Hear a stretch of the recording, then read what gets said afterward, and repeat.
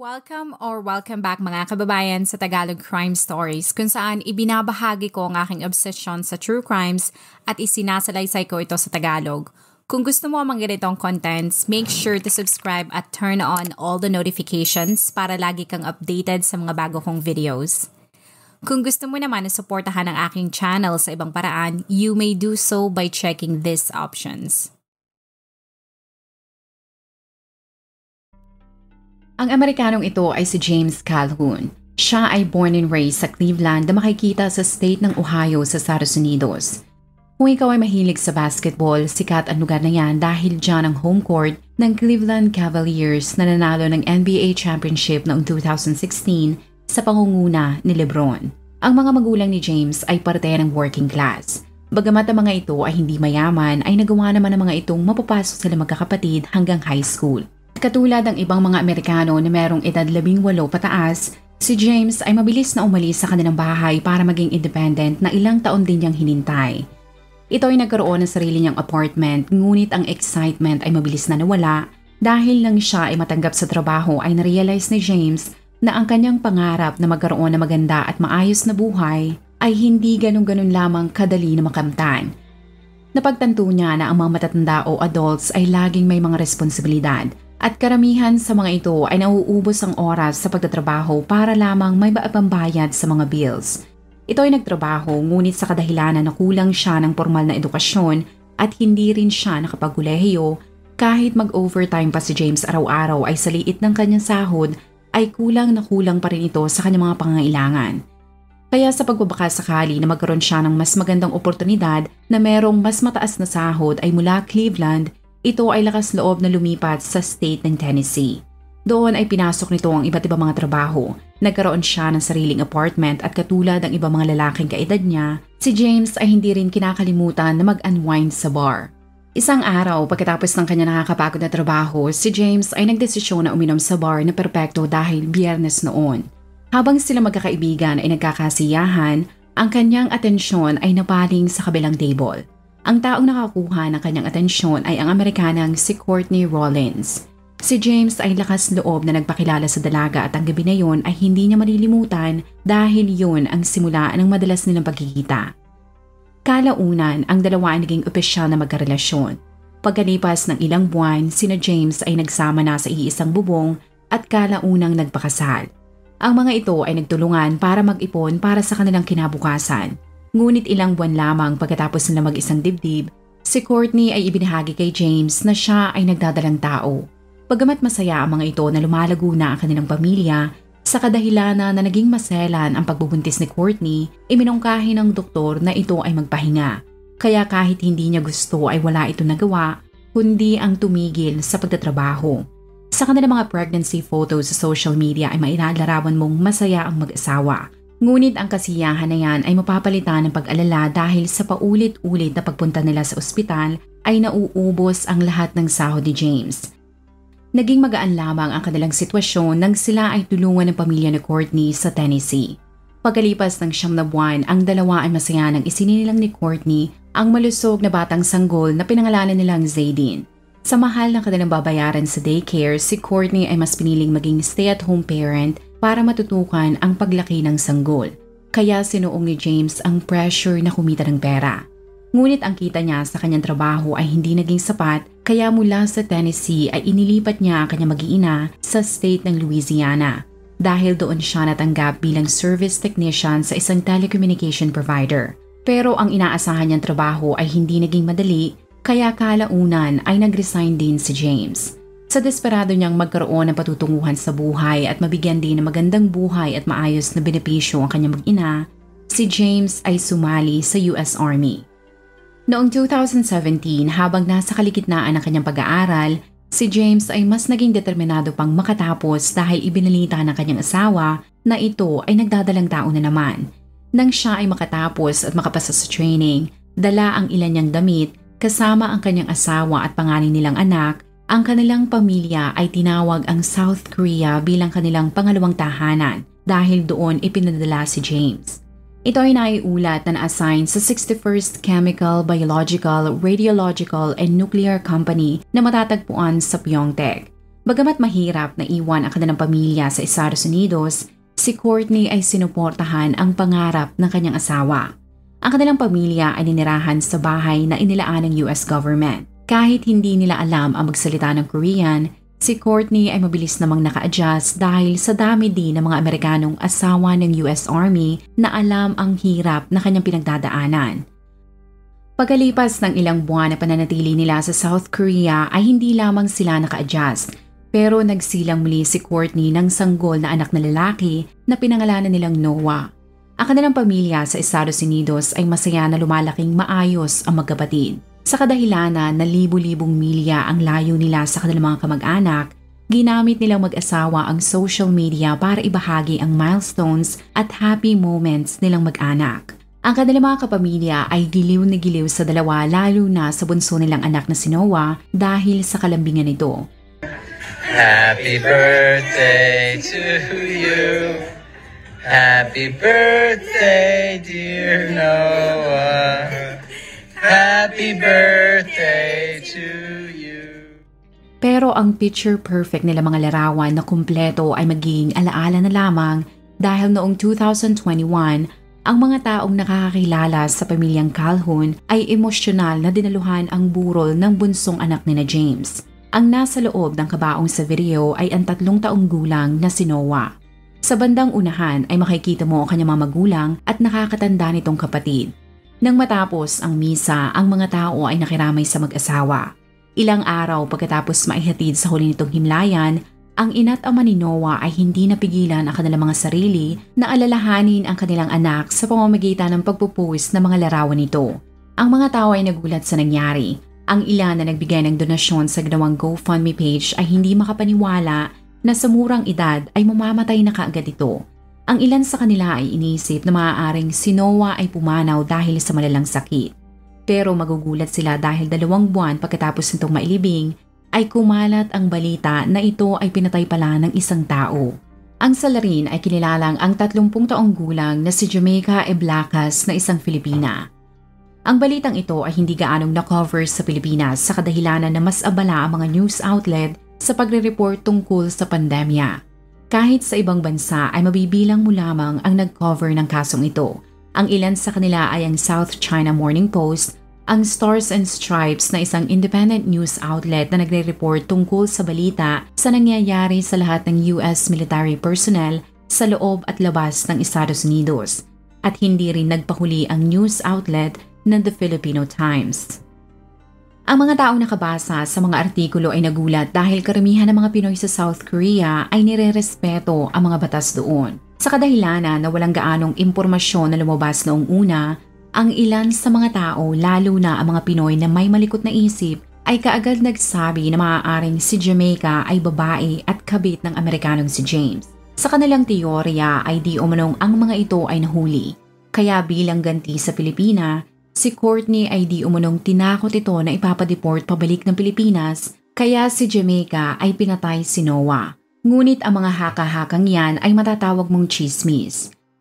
Noong November 5, 2021, nang humarap si Jamaica sa korte ng Piontek Branch sa Suwon District sa kauna-unahang pagkakataon, sa harap ng isang panel na kinibibilangan ng 3 judge, inamin ng 30 taong gulang na Pinay na pinatay nga niya ang anak ni Army Private James Calhoun. Nang sabihin ni Jamaica ang mga salitang yan, ang mga magulang ng binata na nooy nasa loob din ng korte ay hindi mapigilan na maluha dahil si Jamaica ay walang emosyon at tila hindi ito nagsisisi sa kasamaan niyang ginawa. Ang mag-asawa na nooy nakasuot ng civilian na mga damit na kulay itim ay hindi makapaniwala na ganun-ganun na lamang matatapos ang buhay ng kanilang malambing na anak. Ang mga Pinoy ay hindi maintindihan kung bakit nagawa yun ng Filipina. Pero naliwanagan silang lahat noong December 2021, ang petsa kung kailan nangyari ang paglilitis. At para maintindihan mo ang lahat ay dapat mong kilalanin ang isang karakter sa totoong kwento ng buhay na ito.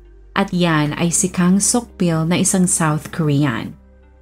Ang Koreano ay tinawag ng defense team ni Jamaica para sa pagtatangka ng abogado nito na pababain ang sentensya o kaya naman ay maabsuelto ito sa kanyang ginawa.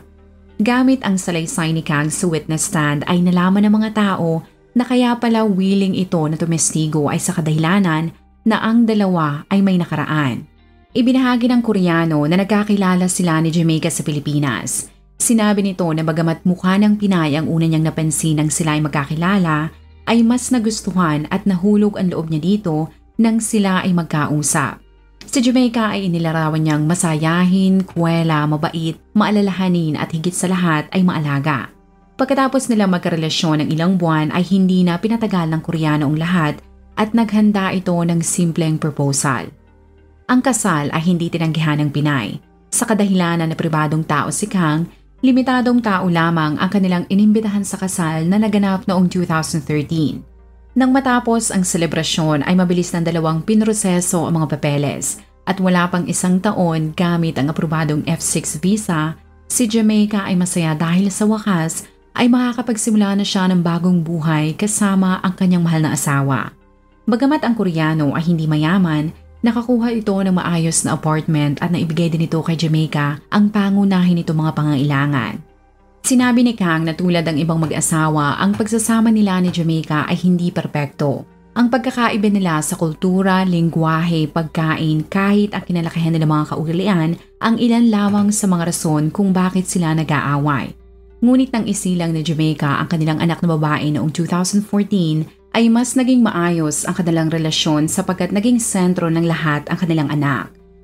Hindi inilabas sa korte ang pangalan ng bata, kaya para sa documentary na ito ay tawagin na lamang natin siyang Lizzie. Kung ikaw ay magsasabi na kay Jamaica na ang lahat tulad ng maayos na asawa, nakatira sa ibang bansa, wala itong problema sa pera at meron na itong maliit na pamilya, ay nagkakamali ka. Sinabi ni Kang na ilang buwan pagkatapos ito manganak, ang dati niyang masayahin, kuwela, palabiro at maunuin niyang asawa ay nagbago. Ang hindi pa intindihan ni Kang at ibang mga lalaki ay pagkatapos manganak ng isang babae, bukod sa pagbabago na nangyayari sa panlabas na itsura ng mga ito pag nanganganak, ay mas maraming pagbabago ang nangyayari sa loob ng katawan nito. Bukod sa hormones, si Jamaica ay wala ding kapamilya na matatakbuhan o maaaring tumulong dito na mag-alaga sa sanggol. Kung ikaw ay isang tao na nakatira sa labas ng Pilipinas at ikaw ay nanganak, sigurado ako na hindi naging madali ang sitwasyon para sa iyo dahil ikaw ang gagawa ng lahat kumpara kung ikaw ay nasa Pilipinas. Isang tawag mo lamang sa iyong nanay o kapamilya ay agad-agad silang tutulong sa iyo. Ngunit ang kulturang yan ay madalas hindi makita sa ibang bansa. Kaya ang pag-aalaga ng bata, sabayan mo pa ng pag-iintindi at pagluluto sa kanyang asawa, si Jamaica ay na-overwhelm. Ang hindi nito pagkakaroon ng mga kaibigan o kapamilya sa kanyang tabi ang naging rason kung bakit siya nagkaroon ng postpartum depression. Naging malala pa ang sitwasyon nito nang bumalik si Kang sa pagtatrabaho. Hindi katulad ng ibang Western countries tulad ng USA na normal lamang ang lumapit sa mental health expert o makipag-usap sa isang therapist, ay hindi yan uso sa South Korea. Sa halip na lumapit sa mga doktor, ang mga Koreano na nakakaranas ng postpartum ay merong tinatawag na sanhojuri. Ang postpartum care na yan ay kinabibilangan ng malulusog na mga pagkain at pag-ehersisyo. Ngunit sa sitwasyon ni Jamaica na wala siyang katuwang sa pag-aalaga sa bata, ay hindi niya yan magagawa. Inamin ni Kang na ginawa niya ang lahat para matulungan ito sa pag-aalaga kay Lizzie nang siya ay mag-paternity leave. Pero ang 10 araw na leave noong 2021 ay hindi sapat. Hindi naman siya maaaring maging stay-at-home parent dahil baka mawalan siya ng trabaho. Kaya kahit mahirap ay ginawa pa rin nila ni Jamaica ang kanilang makakaya para malagpasan ang lahat. Nang ang bata ay mahigit 1 taon na ay nagawa rin ni Jamaica na makauwi ng Pilipinas. Tulad ng ibang mga Pinoy na sabik umuwi ng bansa, ito ay masaya na makakasama niya ang kanyang pamilya, makakakain ng pagkain Pinoy, at mapupuntahan ang iba't ibang tourist destinations. Ngunit pagkalipas ng 2 linggo ay balik sa realidad si Jamaica.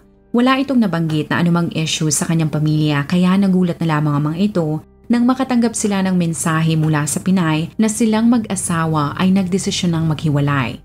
Hindi kaagad nag-file ng divorce si Kang ngunit naging maayos ang kanilang hiwalayan. Bagamat nagulat ang pamilyang Eblaka sa nangyari ay sinuportahan nila ang desisyon ni Jamaica.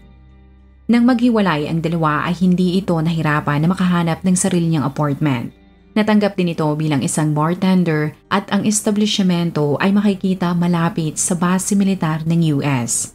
Ayon sa salaysay ng mga kaibigan at katrabaho nito, si Jamaica ay masayahin.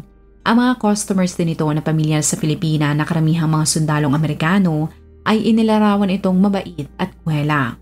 Ang mag-asawang Calhoun na mahilig din pumunta sa bar para mag-unwind ay ipinakilala din kay Jamaica. Sa ganda ng pag-uugali ng Pinay ay nang mga ilangan ng babysitter ang mag-asawa o taga-alaga ng bata, hindi sila nagdalawang isip na kunin si Jamaica. Kaya ng gabi ng Martes noong September 5, 2021, ang mag-asawang Calhoun na dadalo sa party kasama ang mga katrabaho at kaibigan ni James ay nagdesisyon na kunin ang serbisyo ni Jamaica. Sa kadahilanan na ang 30 taong gulang na Pinay ay isa ring ina at kilala itong mabait na kanilang mga kakilala, lagay ang loob ni na James at Courtney na iwan ang kanilang dalawang mga anak. Lagay ang kanilang loob dahil ang apartment ni Jamaica ay ilang lakad lamang mula sa venue ng party. Ang pagdalo ng mag-asawa sa nasabing okasyon ay napaka-importante dahil ang party na yun pala ay ang huling party na sana na mag-asawa dahil ang pamilyang Calhoun ay babalik na sa Ohio ng September 15. Base sa report, ang mag-asawa ay masayang hinalikan, niyakap at sinabihan ng I love you ang dalawang bata. At saka sila masayang nagpaalam kay Jamaica na nangakong aalagaan ng mga ito na parang kanyang mga anak. Sa kanilang kasunduan ay mula alas 7 ng gabi hanggang kinaumagahan. Pagtapos na ang party ay kukunin na ni James ang mga bata. Ang mag-asawa ay kampanteng pumunta sa party. Sina Courtney ang masayang nakipag-usap sa mga katrabaho ni James. Ngunit hindi pa nga lumalalim ang gabi, ang mga tao sa party ay nagulat nang mabilis na umalis ang mag-asawa sa bar na hindi man lamang nagbibigay ng anumang eksplanasyon. Kinontak nila ang mga ito pero lagi na lamang pumapasok ang kanilang mga tawag sa voicemail. Kinabukasan ay nagulat na lamang sila dahil sina James ay laman ng balita. Base sa ulat, ang mag-asawang Calhoun ay dali-dali palang pumunta sa apartment ni Jamaica pagkatapos makatanggap ng mga pulis ng tawag mula sa isang residente. Ayon sa taong yun, isang bata ang nakita niyang umiiyak sa labas ng isang apartment. Nang ito ay mapatahin niya ay sinabi nito sa kanya na mukhang patay na ang kanyang kapatid. Ang mga pulis ay mabilis na dumating sa lugar at doon ay na-identify ng mga ito na ang batang umiiyak ay si Zayden. At nang mapasok nila ang apartment na itinuro nito ay malungkot nilang kinumpirma na ang nakakabata nitong kapatid na si Noah ay patay na. Mabilis na na-identify ng mga otoridad na si Jamaica ang may-ari ng apartment pero ni anino nito ay hindi nila nakita sa loob. Ang masamang balita ay mabilis na nakarating sa mga kamag-anak ni James sa Amerika at ang mga ito ay kaagad nag-set up ng fundraiser para makakalap ng pondo upang maiuwi ang labi ng bata. Ilang araw pagkatapos ng krimen, ang mga otoridad ay kinumpirma na naaresto nila si Jamaica. Ngunit ang nakakapagtaka ay ang kakaibang ikinilos nito nang siya ay madakip ng mga pulis. Ayon sa mga otoridad ay nang mahuli nila ang Filipina, ito ay hubot-hubad at tila may sinasabi ito pero hindi nila maintindihan kung ano ang mga salitang lumalabas sa bibig nito. Ito ay kaagad sinampahan ng kasong murder at pananakit sa mga bata. Ngunit ang abogado na ibinigay sa Pinay ay naniniwala na basta gamitin lamang nila ang anggulo na ito ay merong sakit sa pag-iisip na mangyari ang krimen ay maaaring mapababa ang sentensya dito. Ngunit ang problema ay nang maganap na ang arraignment, si Jamaica ay inamin na pinatay nga niya si Noah. Naiinis din ang mga judge dito dahil hindi nito sinasagot ang kanilang mga tanong. Hindi niya maaaring gamitin na hindi niya naiintindihan ang sinasabi ng prosecutor or judge dahil base sa ulat, binigyan ang Filipina ng English translator dahil mas bihasa ito sa English kaysa Korean. Ang hukom ay inutusan din ang mga eksperto na tingnan ang estado ng mental health ni Jamaica sapagkat kahit ang mga otoridad na umeresto dito ay naniniwala na baka ito ay merong sakit sa pag-iisip. Ang ex nitong si Kang ay nagpatotoo at tumistigo din para kay Jamaica ay sinabi sa korte na kaya sila naghiwalay ay hindi dahil sa wala na silang nararamdamang pagmamahal sa isa't isa. Ngunit ayon dito, siya mismo ang nakipaghiwalay sa Filipina dahil natatakot siya para sa kanyang anak. Ibinahagi nito sa korte na noong maka-1 taong gulang na ang kanilang anak na si Lizzie ay nag-iba ang kilos ni Jamaica. Unti-unti itong naniwala na merong nagmamasid sa bawat kilos nito kahit sa loob ng kanilang apartment. Ang mga naiisip nito ang naging dahilan kung bakit sila madalas mag-away. Ngunit kahit anong pagkumbinsi niya dito na walang nagmamasid sa kanila, ay mas lumala pa ang lahat nang sabihin ni Jamaica na ang taong nagmamasid sa kanya ay nagawang maglagay ng mga CCTV sa bawat sulok ng kanilang bahay. Nang galugarin at hanapin niya ang mga kamera at wala naman siyang nakita ay hindi pa rin naniwala ang kanyang misis. Bukod sa mga cameras ay nagsimula na rin ito magsabi na meron siya nakikitang mga multo na pumapasok mula sa kanilang bintana. Mas lalo pa siyang nakumbinsi na lumalala na ang sitwasyon ni Jamaica nang nagsasalita na itong mag-isa at nang tanungan niya ito kung sino ang kausap ay itinuturo nito ang hangin. Meron din itong naririnig na mga boses na siya lamang ang nakakarinig. Kaya sa takot na baka masaktan nito si Lizzie, kinuha ni Kang ang kanilang anak at pansamantalang ibinigay sa pangangalaga ng kanyang kapatid na nakatira noon sa Seoul. Tinangka niya itong kausapin ngunit sinabi ni Kang na ang hirap makipag-usap kay Jamaica. Nilinaw niya na kahit tila may problema sa pag-iisip ang kanyang ex, ni minsan ay hindi nito sinaktan si Lizzie. Para sa mga taong magtatanong kung bakit hindi nito pinatingnan ang Pinay sa psychologist, ay ibinahagi ng Koreano na wala siyang pera at pangalawa ay napangunahan siya ng takot dahil katulad ng Pilipinas, hindi maganda ang magiging tingin sa iyo ng mga tao kapag ikaw ay nalaman nilang dumadaan sa therapy o kaya nakikipag-usap sa mental health expert. Ang sinumpaan nila sa altar na magsasama kahit sa ginhawa o hirap ay hindi pinanindigan ni Kang. Sa halip na tulungan ng asawa ay iniwan niya si Jamaica at nag-file ng divorce noong February 2021. Sa kadahilanan na hindi ito na-diagnose ng tama, ang mood at pag-uugali nito ay pabago-bago. Merong panahon na ito ay ang dating Jamaica na puno ng sigla, masaya at kwela. Ang ganyang Jamaica ang nakilala na mag-asawang Calhoun at mga kaibigan nito. Kaya sila ay tiwala na nasa mabuting kamay ang dalawa nilang anak. Ngunit ang hindi nila alam, unstable ang Filipina. Kapag ito ay sinusumpong ay katulad ng nabanggit ng ex nito, si Jamaica ay nakakarinig ng boses at mga tao na siya lamang ang nakakakita.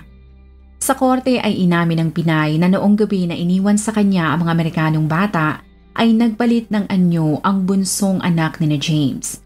Sa kanyang paningin, si Noah ay naging isang demonyo.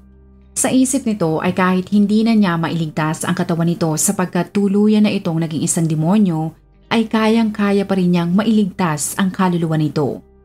Bilang isang relihiyosong tao ay naisip ni Jamaica na ang kaluluwa nito ay mapupunta pa rin sa langit at ang tanging paraan para mangyari yon ay kailangan niyang bugbugin si Noah para hindi na ito makapanakit ng iba. Habang paulit-ulit niyang sinasaktan ng bata, ang kapatid nito ay hindi maintindihan kung bakit yun ginagawa ng kanilang babysitter. Kahit gusto niyang tulungan ang kapatid ay hindi niya magawa dahil sinabi nito na galit talaga siya kaya napaiyak na lamang siya sa isang tabi sapagkat alam niya na siya na ang susunod. Nang matapos ay hindi na maririnig ang iyak ni Noah.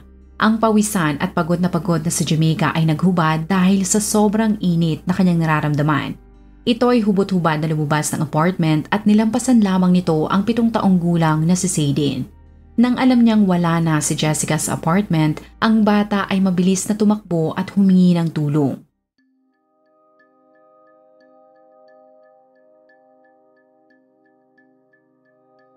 Ang mga otoridad ay nagpatutuo din na kahit ito ay nasa presinto, sigaw ng sigaw tila nagpapalayas ito ng mga demonyo. Sa teorya ng abogado ng Pinay, ang dating naranasan nitong postpartum depression ay naging full-blown depression at dahil sa hindi ito nakapagpagamot o natingnan ng eksperto, ang hallucination nitong nararanasan ay isang senyales na ito ay merong schizophrenia. Kung sasabihin mo na klaro talaga na merong problema sa pag-iisip si Jamaica ay hindi naman yan napatunayan dahil hindi nito hinayaan na tulungan siya ng kanyang abogado. Ilang beses itong kinumbinsi ng kanyang defense attorney na makipagtulungan sa mga eksperto at hayaan siyang masuri ng mga psychiatrist. Ngunit nakakagulat na tinanggihan ni Jamaica ang psychiatric evaluation. Kaya sa article na ito ay makikita mo na noong matapos ang trial, ang Filipina ay sinentensyahang makulong sa loob ng 18 taon. Para sa judge ay tama lamang ang kanyang desisyon dahil una, ni minsan ay hindi niya ito nakitaan ng anumang senyales ng pagsisisi. At ang pangalawa ay kahit hindi mapatunayan na ito ay mentally unfit o may problema sa pag-iisip, nang ginawa naman ito ang krimen noong September 2021, ay naniniwala siya na kahit konti ay alam pa rin nito ang kanyang ginagawa. Bagamat hindi masaya ang abogado ni Jamaica sa hatol ay sinabi nito na mabilis silang mag-a-appeal. As of this recording, ang Pinay ay nakakulong pa rin. Kung ang appeal ng kanilang kampo ay ma-denied, si Jamaica ay makakalaya sa taong 2039. We love and miss you every day. We love and miss you every day. And also, it's a video for you, Noah. Hanggang ngayon, ang mag-asawang Calhoun ay nagluluksa pa rin sa pagkamatay ni Noah. At sa post na ito ni James noong nakaraang taon lamang, ay inialay niya ang tulang ito para alalahanin ang kanyang namayapang anak. Kung ikaw ay nakinig hanggang sa dulo ng video na ito, maraming salamat sa panonood sa episode na ito. Please consider leaving a comment or i-like ang video na ito. At kung may kaso ka na gusto mong i-cover ko, please let me know. Magandang araw sa iyo, kabayan.